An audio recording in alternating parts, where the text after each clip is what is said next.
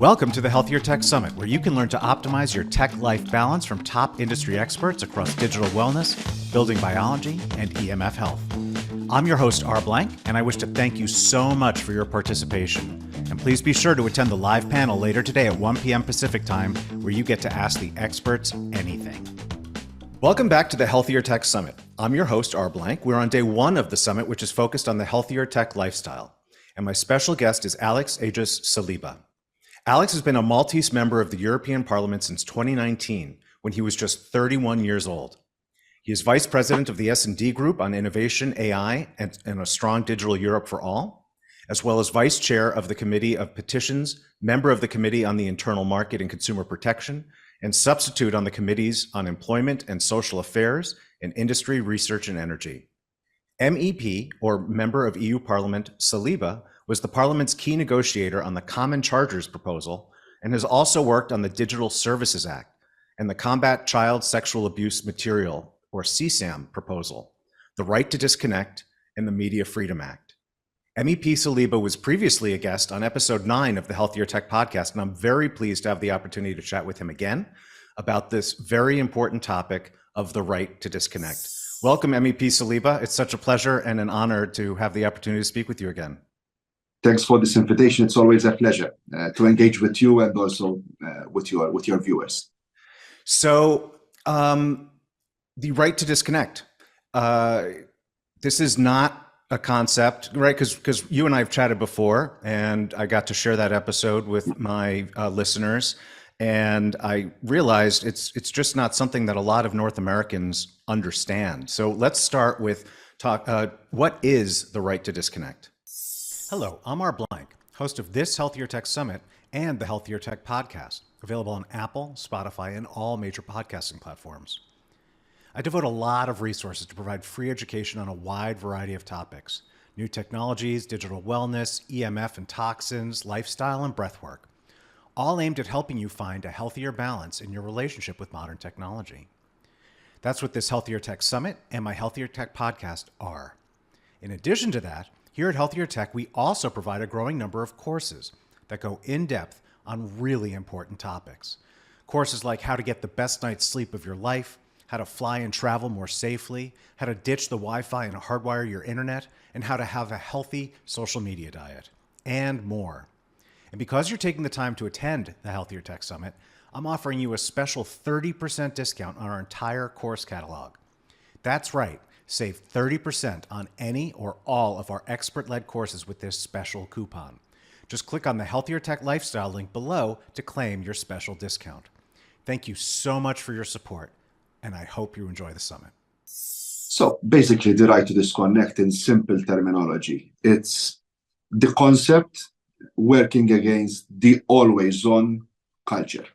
So today we are living in a situation whereby traditional working time has been completely revolutionized. It has been completely revolutionized not only due to the pandemic, where the traditional working methods have changed not only during the pandemic, but they continue to change after the pandemic. Instead of working from fixed places, today we are shifting to more flexible work, more teleworking, more smart working, working from different spaces. And that's good, that's fine. Being able to be more flexible with regards to working arrangements is always a good thing. But the biggest challenge, the biggest issue that we are facing today, that we were also facing before the pandemic, because here we are speaking about a proposal that I have been working on since 2019. So work on the right to disconnect started before we ever imagined that a pandemic would hit us. Mm-hmm. So what is the current state of play, and why do we still need this piece of legislation? Basically, today we are the fine line between working time and rest time is being blurred severely. We are continuing to work from home when we are supposed to rest, continuing to reply to emails, to WhatsApp messages, to an array of different platforms, and we feel obliged. And this is the biggest issue that we are facing. We feel obliged. Workers are feeling obliged that if they really want to be productive on their working places, they should be also productive outside their working hours, when they are not being remunerated for that, when they should and must rest, which is of fundamental importance. When you look at the current statistics, not only from a new perspective, not only the statistical data that we are gathering from the 27 new member states, but this is a worldwide problem. Mental health issues are on the rise. And one of the main culprits, let's put it like that, for a number of mental health issues is this culture that we are having, that we are putting aside our rest time to continue to work. We are not switching off. And this is creating a lot of issues when it comes to a number of diseases, when it comes to depression, digital obesity, when it comes to a number of eye and muscular illnesses. So it's really important that what our forefathers have fought during 40, 50, 60 years ago, when they were fighting for weekly and daily rest periods, this should also be respected in the way that our working arrangements are being revolutionized. And this fine line between working time and rest time should always be respected. That is why we need the right to disconnect. Now, when you talk about this feeling of obligation, that we feel obliged to stay connected, where do you think that feeling emerged from? Does it emerge from employer expectations, or does it emerge from how people in general relate to technology or some other force? There are a number of different cases. It's not a one-size-fits-all, and I can't come here and say it's always the fault of employers, because employers are always pushing more their employees to be more productive. There's nothing wrong in being productive, but being productive outside working time doesn't make sense, because scientific data is showing us that there is no correlation with the amount of time that you work and productivity. And statistical and scientific data is showing the opposite, that if you don't take and use your rest, weekly and daily rest periods, you are less productive, you are less concentrated, you are less accurate in your work.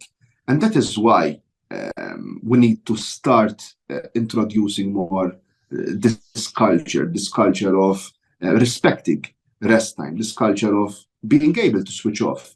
As I said, it's not only an issue of employers. I think that the majority of cases is the social pressure that employees are feeling, especially from their colleagues, when they see colleagues who are continuing to work at 11 in the evening, sending emails and copying in 50, 20 of their colleagues.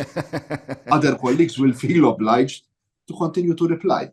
And this is the most worrying part of the situation that we are in, the social pressure and the societal pressure that employees ultimately will be feeling. And that is why we need to introduce first not only a legislation, because the legislation on its own won't be the silver bullet to solve all the issues that we have at hand when it comes to digital obesity. I think we also need to work on culture. We don't want to replicate in Europe the Japanese culture of working, continuing to work until you die. This is the concept of productivity in other continents. We don't want to replicate that.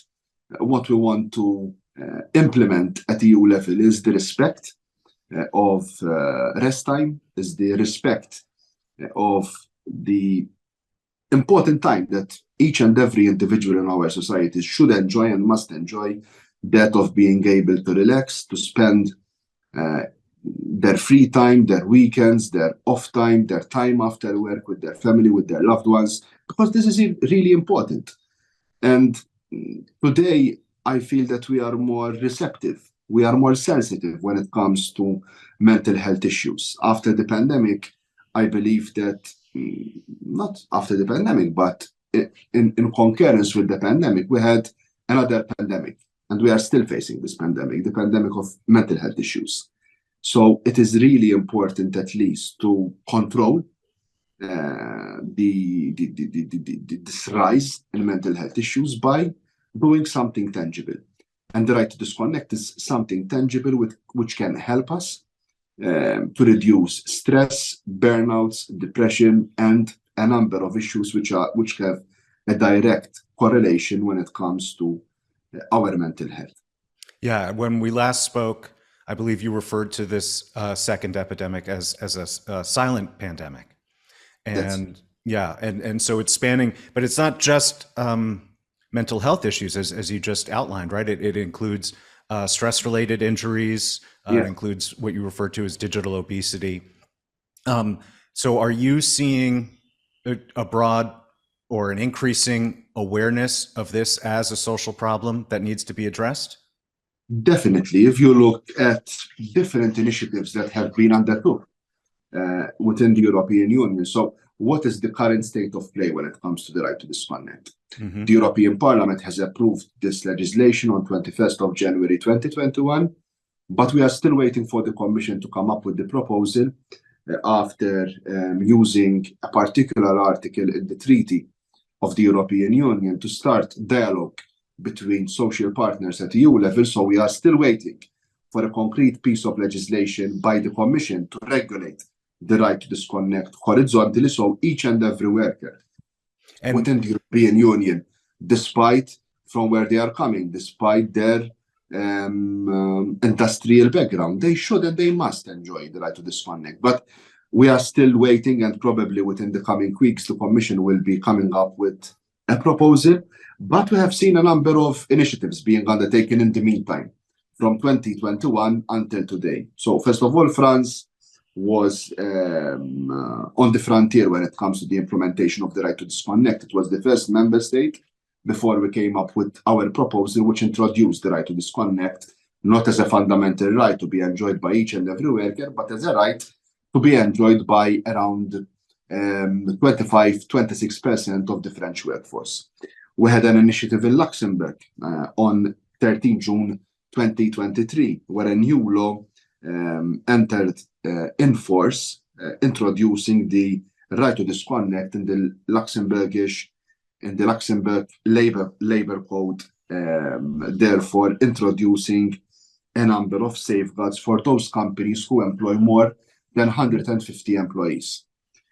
In Belgium, again, in March 2023, they agreed on a labor deal focusing on 4 pillars, and one of those pillars was the introduction of the right to disconnect. In Ireland, in April 2021, a few months after we passed the legislation from the European Parliament on the right to disconnect, they introduced a new code of practice where each and every employee in Ireland would be benefiting from the right to disconnect. In Portugal, in December 2021, the Portuguese Parliament introduced a new legislation, basically tackling remote working, teleworking, but also introducing elements for the right to disconnect. In Malta, we have the introduction of the right to disconnect for all government employees, but this has not been yet extended also to the private sector. So we are seeing a number of member states moving in this direction. What we want to achieve now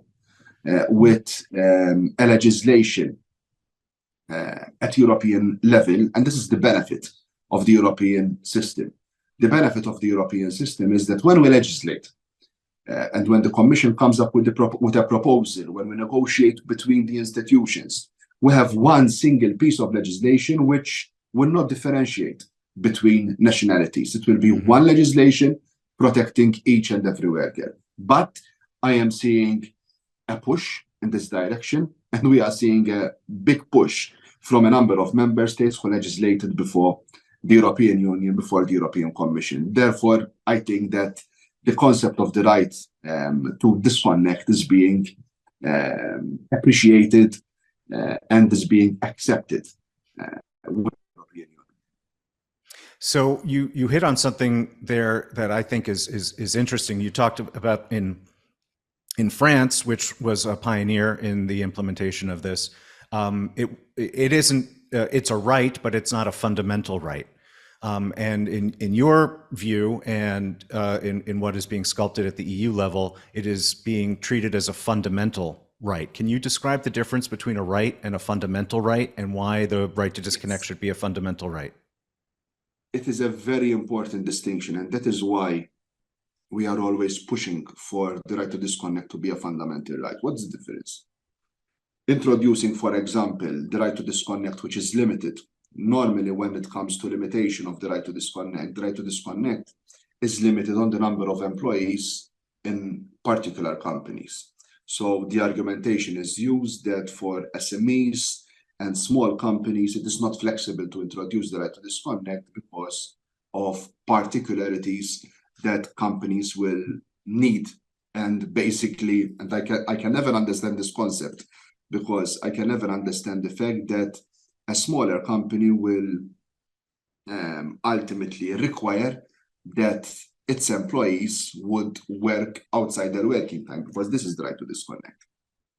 So there is this limitation in Luxembourg, in France, in Belgium, in the introduction of the right to disconnect. But what are we saying, and what we have approved in the European Parliament? What is the main difference? The main difference is that what we are advocating for, what the legislation that we have approved is based upon, is that the right to disconnect should be a fundamental right enjoyed not only by companies who employ more than 50 employees, more than 100 employees, more than 150 employees, but it should be a right that must and should be enjoyed by each and every worker. Irrelevant if the company employs only 5 employees or if the company employs thousands of employees. If you have an interaction, if you are connected and using digital tools, you should enjoy the right to disconnect. We are not advocating for a right to disconnect based upon a one-size-fits-all principle, a rigid right to disconnect, an inflexible right to disconnect, because this does not make sense in the way that we work. We cannot introduce, for example, giving a very concrete example, the same right to disconnect for a general practitioner, a doctor, in the same way that we can introduce the right to disconnect for an office worker. It's much more simple introducing the right to disconnect for an office worker, because he has an pre-established working time, recorded working time. When it comes to general practitioners, doctors, medical health workers, the situation is totally different. Therefore, even if you look at the proposal that we have moved forward, you will find a number of principles that should be respected. First of all, workers should be given all the information with regards to their working time, how workers switch on and switch off their digital tools. When it comes to recording of working time, this is a very important principle, because ultimately one of the biggest issues when it comes to enforcement of the right to disconnect is the recording of working time. Impact assessments, health impact assessments for workers to see exactly their enjoyment of the right to disconnect, and ultimately how much they are working and how this is affecting their mental health. The reversal of the burden of proof. So if you have a situation, what is the biggest issue when it comes to the enjoyment of the right to disconnect? The fear of workers that if they invoke their right to disconnect, they will be penalized by their employer. Therefore, we have reversed the burden of proof. And when there is an issue of discrimination against a worker because prima facie he had used the right to disconnect, it will not be the employee who has to prove that he was discriminated because he used the right to disconnect, but it should be the employer who has to prove that he didn't discriminate because the employee used the right to disconnect. Therefore, giving more power for employees to be able to enjoy this right. This is not an extra right, something extra, a commodity that we are giving to employees. This is their fundamental right. And this is the biggest issue that we always focus upon. It's a pity that we had to turn to legislation to regulate this right, because this right, for me, is a natural right.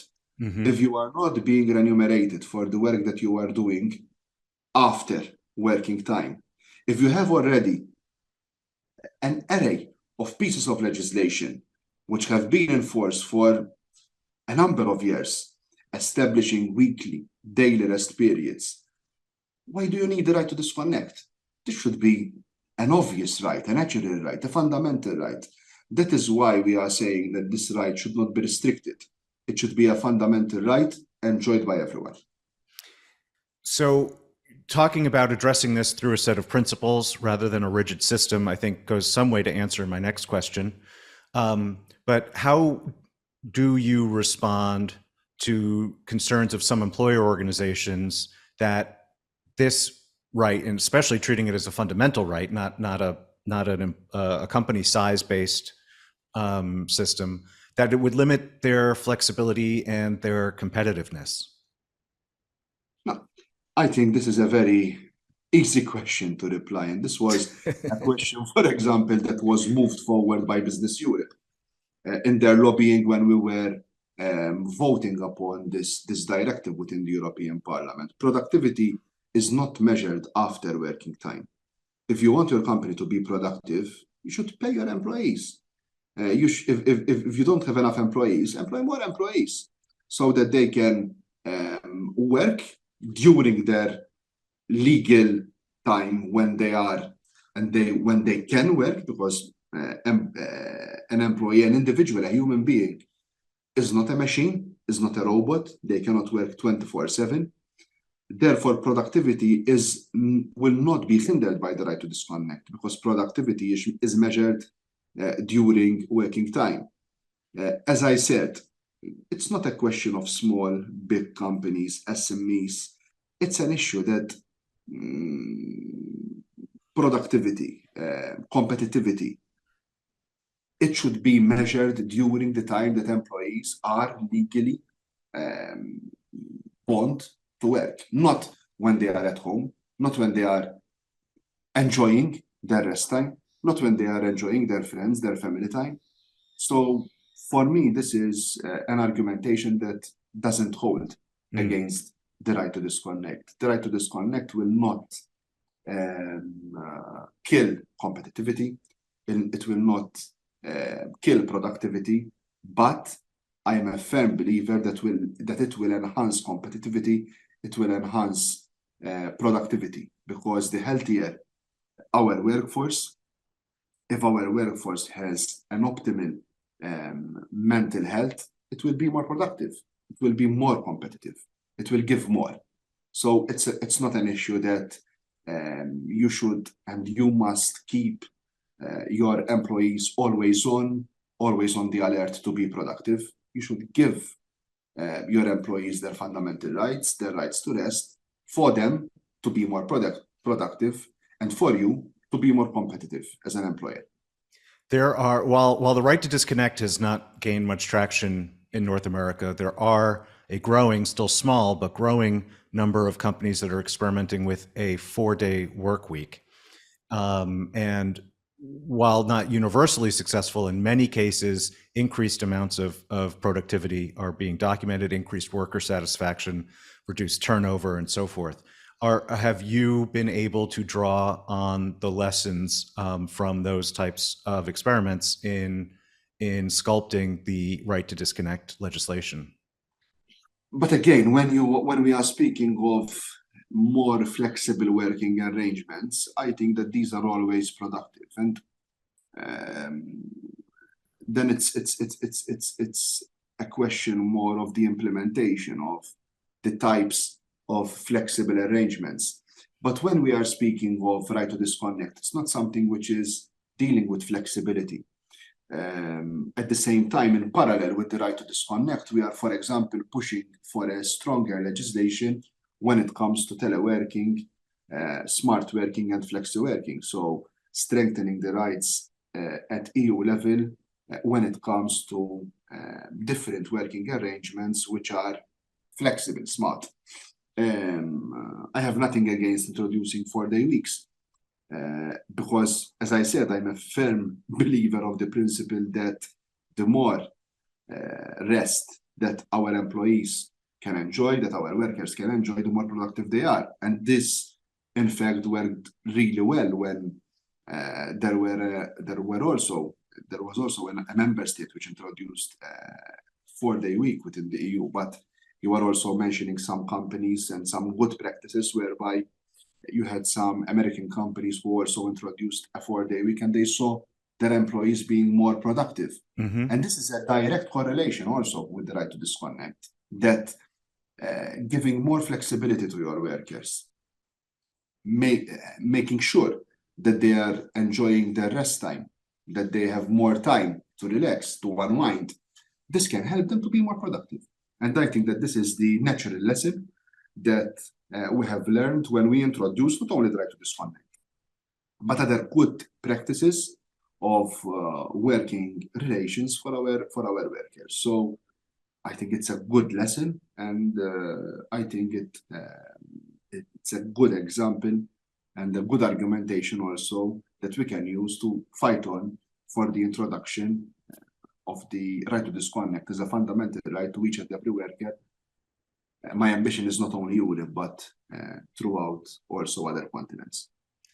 And I want to get there too, but briefly before we do, could you provide the viewers with some explanation of how a right like this is actually enforced in the private sector? So you mentioned that if an employee refuses to work outside of hours, and if they are terminated because of that refusal, that employee has recourse. But what are other examples of how a right like this in legislation is enforced? Definitely, enforcement is key. It doesn't make sense to introduce the right to disconnect, then you won't have proper enforcement, because ultimately we'll have a situation whereby, first of all, employees will not have the tools to enforce the right to disconnect.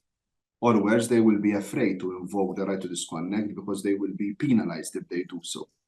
So when it comes to the legislation that we are proposing, first of all, we are suggesting that the right to disconnect should be agreed or between social partners. Therefore, it will be part of the collective agreement reached between sectorial employees, depending on the traditional industrial relations which vary in each and every member state throughout the European Union, or else by making it a point and having a legal duty to introduce the right to disconnect as a clause which should be agreed in each and every contractual relationship between employer and employee.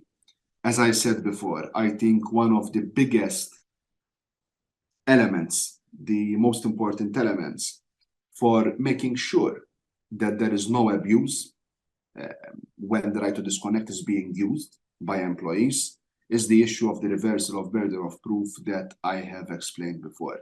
This can give more peace of mind for employees to be able to invoke this right, because ultimately it would not be them who have to prove that discrimination has been done against them, but it should be the employer who has to prove that he didn't discriminate against his employees. But as you rightly pointed out, I think that enforcement is of fundamental importance, but enforcement alone is not the solution. As I already said in the initial part of this podcast, I already said that it's impossible to solve everything with a piece of legislation. I think that education and national campaigns in each and every member state should accompany this legislation, because we need a change in culture here. It's not just an issue that we can solve with legislation, but we need a change of mind, a change of the way how we think when it comes to the way that we work, the way we enjoy our rest time, the way that we can, without being aware, also negatively affect the rest time of our colleagues on our working places. And I mentioned this example which is a very common example. I don't think that it's only popular in Europe, but it's also a very common occurrence in other continents in the US. When you have these emails being sent, and I don't know how many people will be copied in very late at night to show your colleagues that you are still active at 11:30 in the evening. It's not fair. Even if you are sleeping, even if you are enjoying your rest time, you have your smartphone next to you, and it beeps to an email from your colleague. It is still disrupting your rest time. Yeah. And ultimately, I am not one of the supporters, to make it clear, of the introduction of the right to disconnect by force. There are some companies who have already implemented the right to disconnect, for example, by switching off servers after working time, so that emails and official correspondence through official channels of the particular company could not disrupt other employees.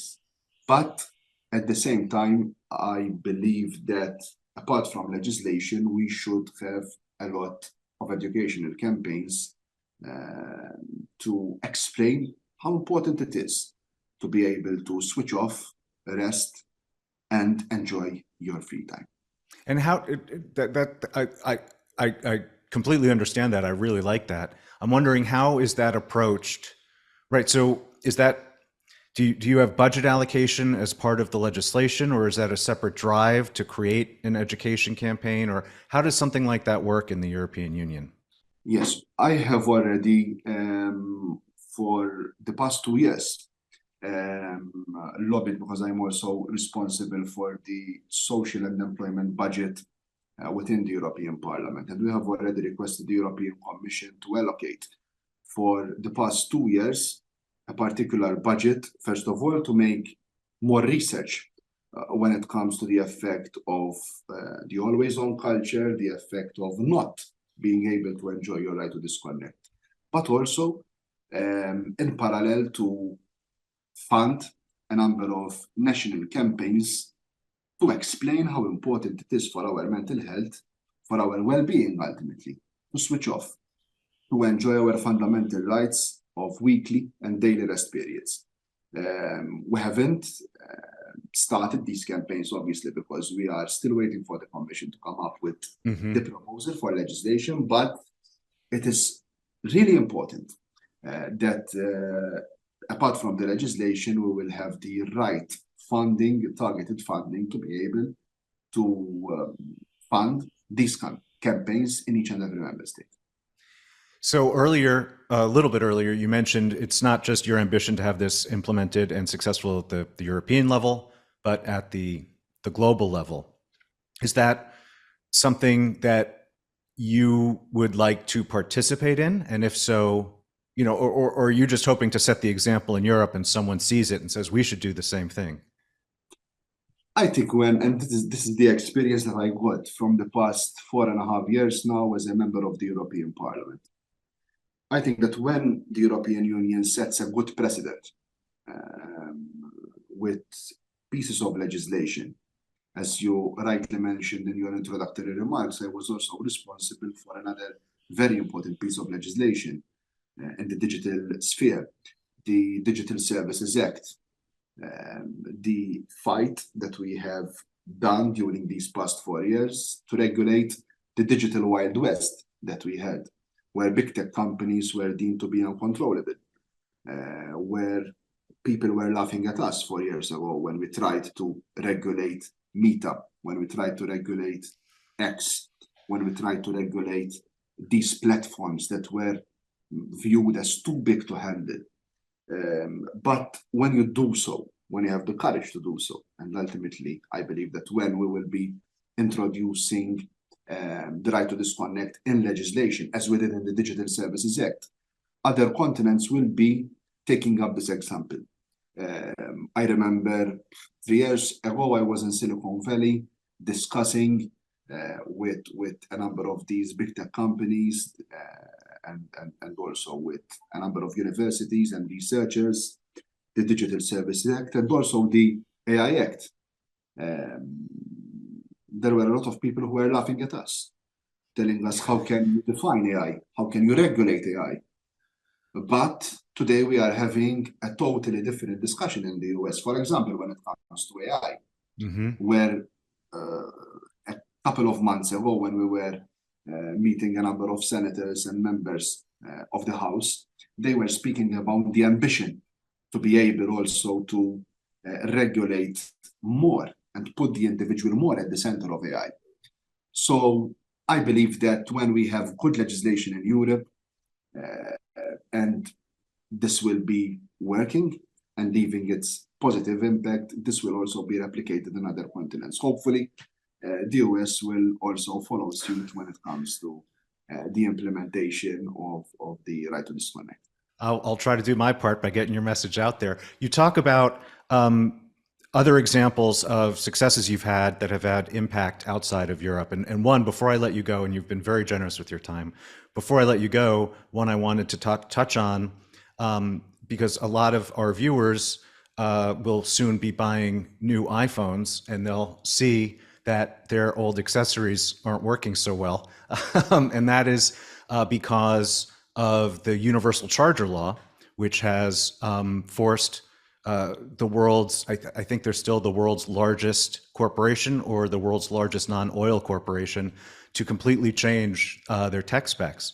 Can you talk about the universal charger law, why that was important, and what it means? Again, this was a piece of legislation that I have piloted during the past year. I was the person negotiating on behalf of the European Parliament with the institutions, with the Commission, with the Council, with the Member States, to introduce again this very important principle, although it is also technology from a technological point of view, to assess those products who can be aligned to use the USB-C. But it's not a very complicated, like the Digital Services Act, like the right to disconnect, from a legal point of view. But it was still a very important and an ambitious proposal. Ultimately, this discussion started around 12, 13 years ago within the European Union. And during that time, we were discussing and we were trying to find a way to reduce 33 different charging methods for mobile phones. We didn't have smartphones at the time. We had 33 different chargers within the EU single market for different mobile phones. There were a number of voluntary agreements that were agreed between producers who were targeting the EU market. And from 33 different chargers until a few months ago, we ended up with 3 different charging solutions for smartphones being put in within the EU single market. When I started working on this proposal, we wanted to be a little bit more ambitious and not only speak about smartphones, because today we are using much more devices, portable devices, on a daily basis. And a concrete example that I give, and sometimes we don't grasp immediately how much electronic waste we are generating, and how uncomfortable it is to find different chargers for different equipments that we use on a daily basis, to charge our earbuds, to charge our digital cameras, to charge our laptops, to charge our tablets, to charge our portable keyboards, portable mice, portable speakers, portable printers. All this equipment can easily be charged with a common standard, which is, and there is no argumentation about that, the best when it comes to fast charging. So we are not dealing with a standard which is an inferior standard than the lightning cable. The more predictable standard and the more advanced standard, and also the faster standard for also when dealing with download and upload of data. Therefore, for me, it didn't make sense that particular companies, and in this case Apple, were continuing to block our efforts ultimately to do away with these proprietary charging solutions.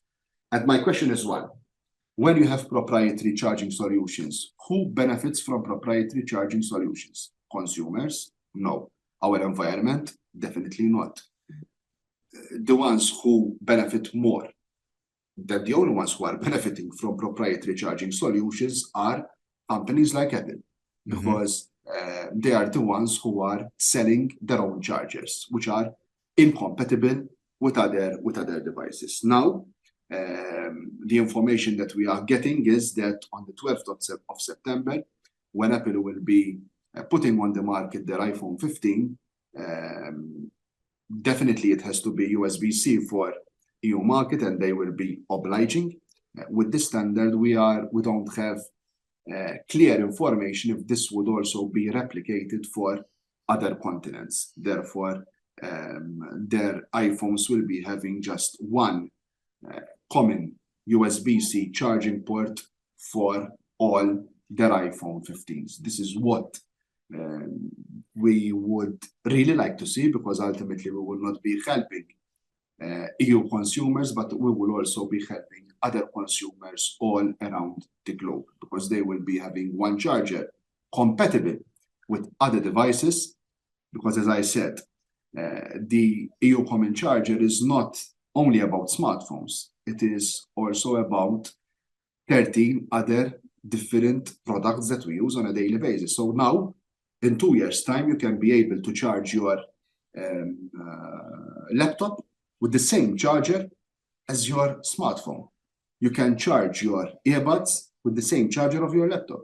So imagine each and every family in Europe and the US has a drawer full of chargers, which we don't know how to dispose of, which we keep there just in case one of our current chargers is damaged.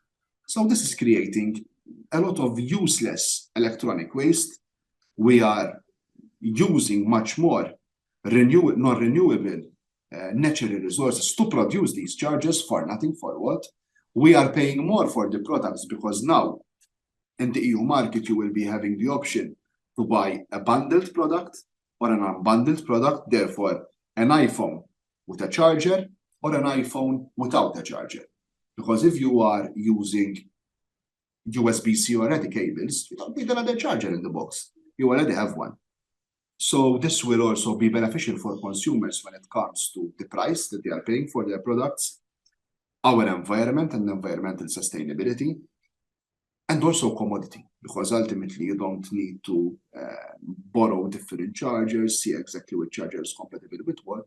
Therefore, it's a win-win situation for consumers, for our environment, and for everyone. That's great. A lot of us, even though I'm talking to you right now on a MacBook, and I've been on an Apple consumer for a very long time. A lot of even Apple fans really resent the way that Apple handles peripherals, and you point out, the not just the consumer benefit, but the environmental benefit being massive.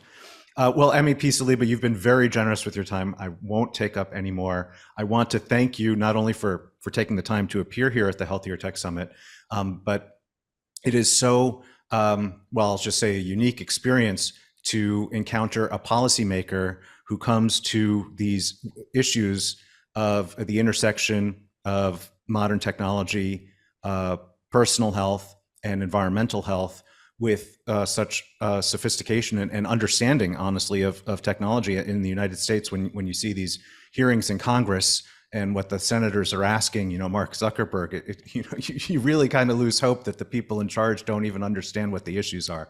But clearly you do, and it's inspiring to see the impact that you're having. So thank you very much. Thanks to you, and thanks for this opportunity.